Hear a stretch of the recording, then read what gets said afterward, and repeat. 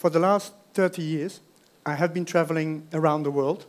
I have been traveling to places in turmoil, in conflict, where there's war, where there's danger, and where there's a lot of violence. And in these countries, it's easy to see the dark side of the human race. And it's easy to get very cynical. But I'm not going to bore you with a cynical talk, with a sarcastic talk. I will do the opposite. I will have a positive story for you. And I will take you to my first slide, a picture I took in Pakistan 3 years ago. People are being very angry, very anxious, demonstrating, very upset. And in itself, it's not a very interesting picture, because we see them every day in the news. In fact, you can see them every day in Athens. And then something happened. A day later, I went home for my leave, because I was based in Pakistan. And there was a terrorist attack on the Charlie Hebdo office in Paris. And my chef said, Tom, go to Paris. So I grabbed my camera, and I rushed to Paris. For once, I went to a nice country. And there was a big demonstration. 1 million people gathered at the Place de la République, and they were equally anxious and upset and demonstrating as well against social injustice.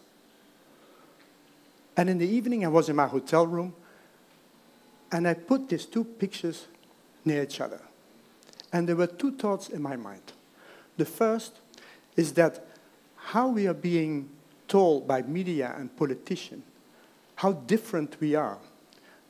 These images show the polarization of the world between them and us, between the West and the rest, between the poor and the rich, between the successful and the non-successful, between the Muslims and the non-Muslims.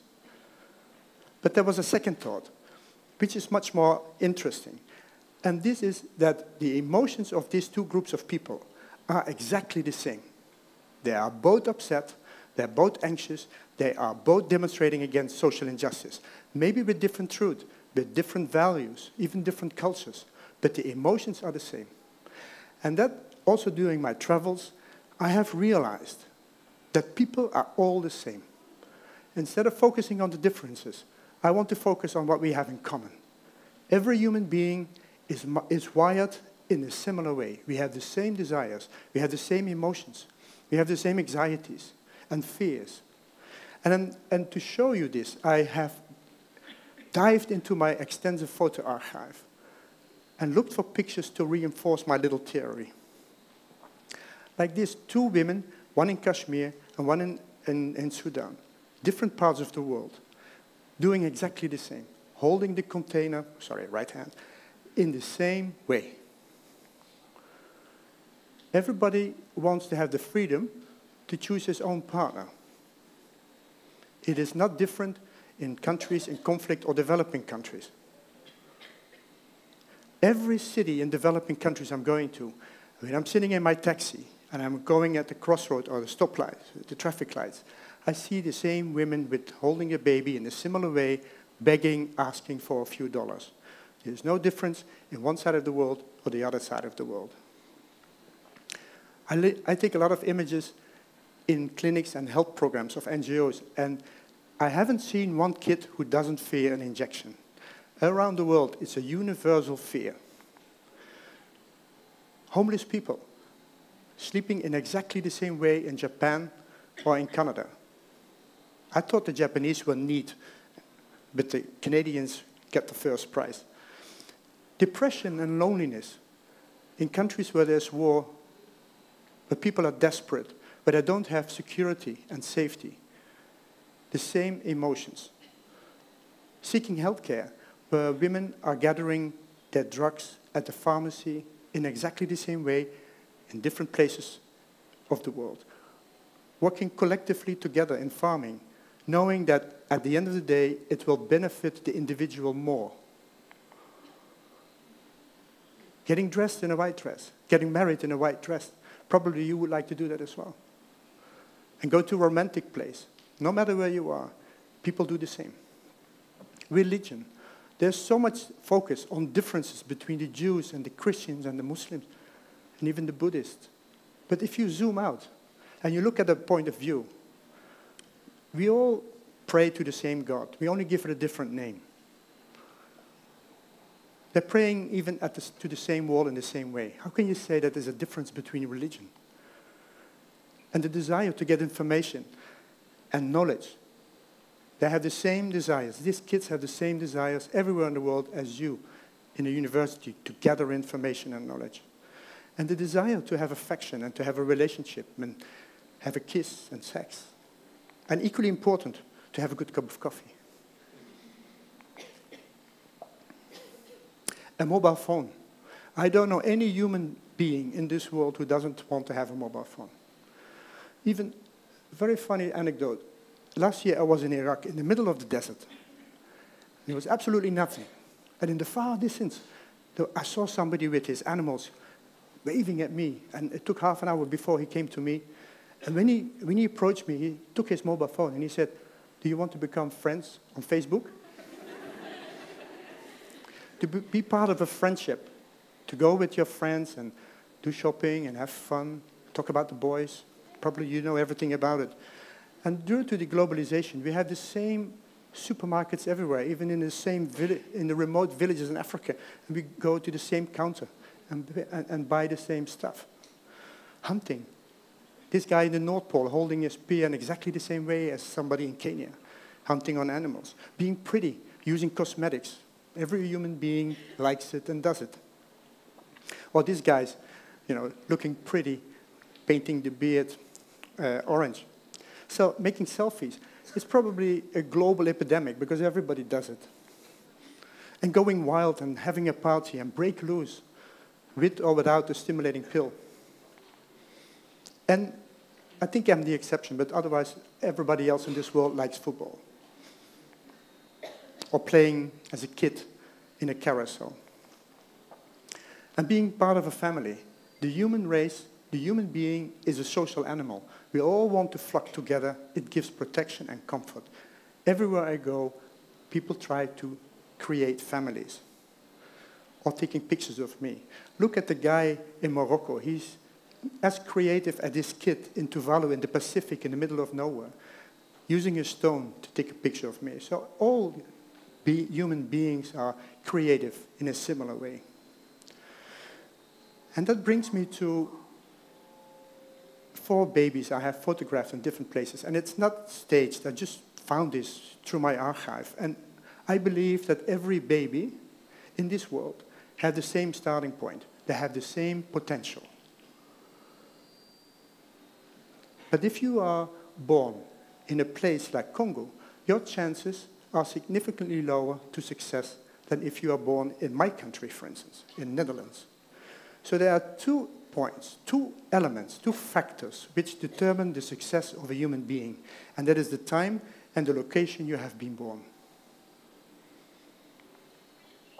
And of course, we all live in different places, and the context and the environment defines whether you are successful or not. Not so much the genes or who you are as an individual. It depends on the context, whether a Kalashnikov is prohibited, not allowed, or a cup of coffee.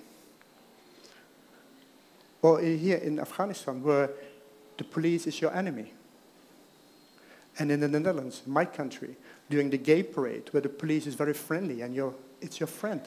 If you're lost in the city, you can ask the police. They will help you. In Germany, where there is good healthcare system, or in Central African Republic, where there's no healthcare system at all because of incompetent government officials, where there's too much food or too little food. Depends where you live. Where there's polluted air or very clean air. Where there's an economy going on, where you can make some money, where you can get a job, or whether you have no job at all and you have to live on a garbage belt to collect some stuff. Depends on the country whether you can express your sexuality. Or in Afghanistan, where it is absolutely forbidden and you have to wear a blanket over your head. And this is another point what I'm coming to. I see everywhere in the world millions and millions of people, of young men, sitting idle, being depressed, and being very frustrated with life. And these guys, wherever you are, they have the same dreams as you and me. We all want to be successful. We want to have good education. We want to have a good job. We want to have money. We want to have a car. We want to have a house. We want a family. And above all, we want security and safety. But these guys are not going to get it, and they know. And what are you going to do if you are born in this shitty country and you know you're not going to have the same chances as you or me? You try to flee. You want to come to Europe. I would do the same. This picture I took in Lesbos of a place where the government has collected 300,000 life vests of refugees who crossed in the last 2 years. While millions and millions of people are trying to come to Europe for good reason. So if you don't flee, what can you do? You can work as a daily labor and use these heavy bags every day and load them on the truck, and your back will be broken in the evening. You make maybe $1 or $2 a day to sustain your family. You can sell stuff near the road. You can see it even in Athens. And this guy told me, you know, Ton, I don't like this job. You know, I don't like to sell this shit because I'm a beggar. I make $1 profit a day. What kind of life is this? You can go into mining or other heavy labor. Or this guy in Ethiopia, he's collecting salt from the lake in extremely toxic water. His eyesight and his hearing is almost disappearing. And he told me, next year I will be probably dead, but it's the only activity I can do to make some money. Or you can go into drugs. In Afghanistan and Pakistan, 1% of the population is addicted to hard drugs because it's very easily accessible. For $1, you have a shot. Millions of people are living under the bridges like rats. And this guy told me also, I will die probably in the next 6 months.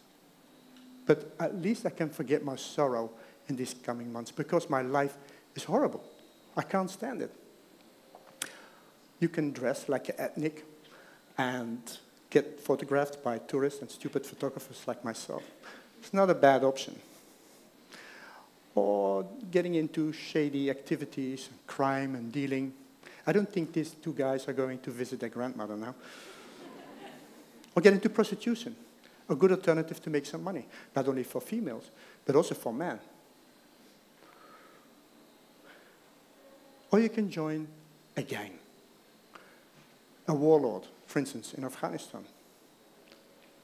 And at least when you join them, you have power. You have a gun. You are somebody. People fear you. It is a good alternative. Or join the army, not only in developing countries and in war countries, but also in the West. Minister of Defense is a very good employment opportunity. Join the police, or join other groups with arms, like pirates in Somalia.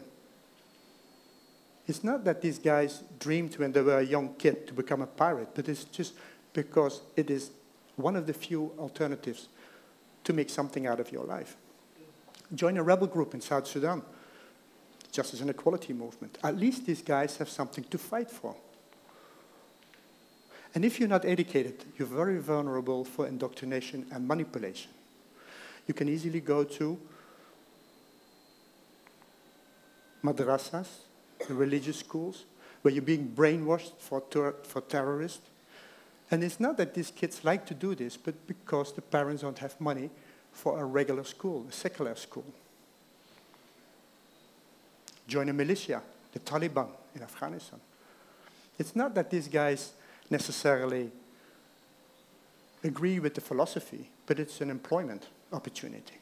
I know people in Afghanistan, families, where one guy of the family, one son is working in the military, and the other one is working with the Taliban. They're fighting each other, but you never know who's going to win the war. And both earn $500 a month. So it's an employment opportunity.